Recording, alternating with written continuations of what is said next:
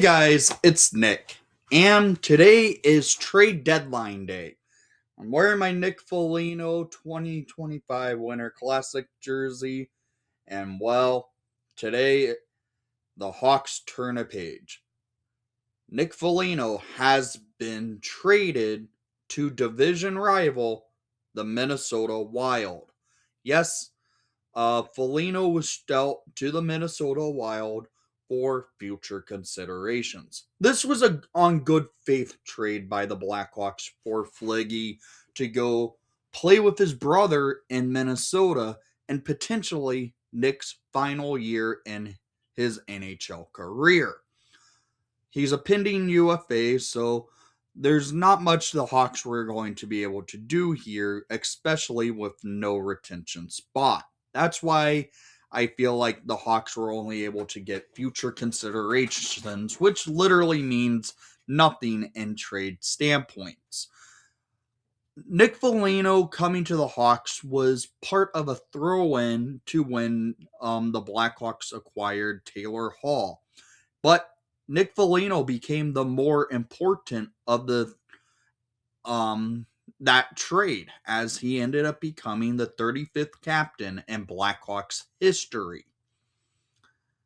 Fliggy getting dealt to the Wild makes sense in a way where it also would have made sense for him to go back to the Columbus Blue Jackets, but the Blue Jackets, after making a trade last night for Connor Garland, I kind of penciled them out and think, okay, Minnesota's probably the realistic chance if Nick Foligno does get dealt, and because they had just about $10 million in cap space, with Foligno making $4 million on his contract.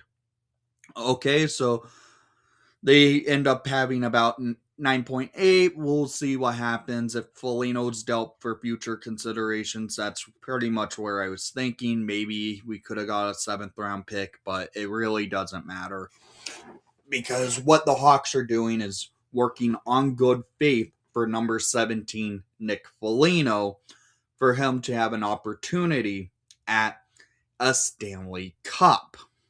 Again, is it kind of bittersweet to trade a captain in season? Yes. But seeing what happens here, Foligno in his potentially his final year of the NHL, it makes sense for him to have an opportunity to play with his brother for a potential Stanley Cup push.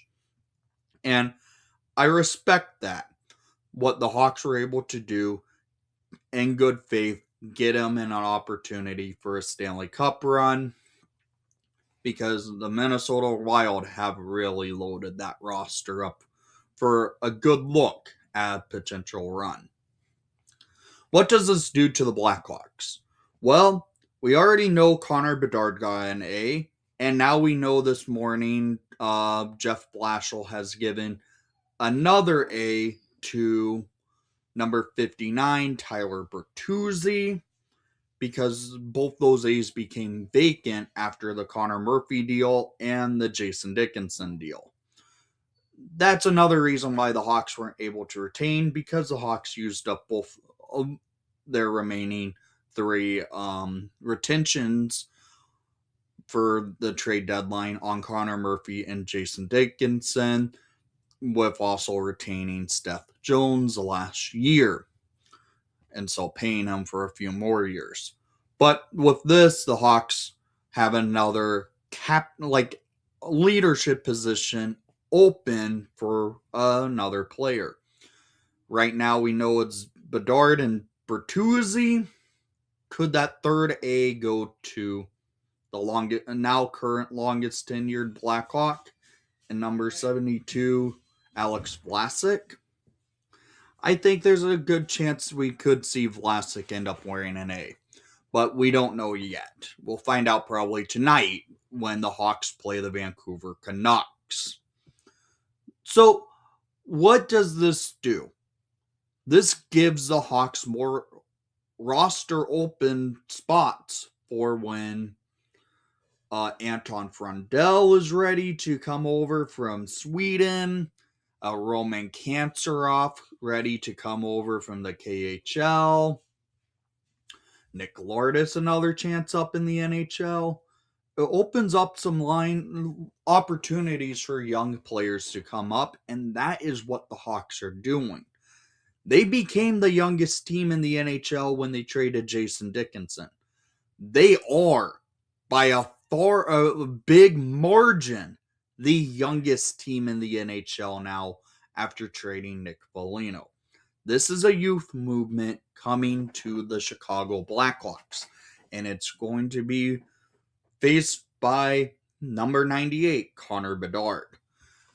Nick Foligno will have an opportunity to be welcomed back to Chicago in a couple weeks on St. Patrick's Day when the Hawks play the Minnesota Wild.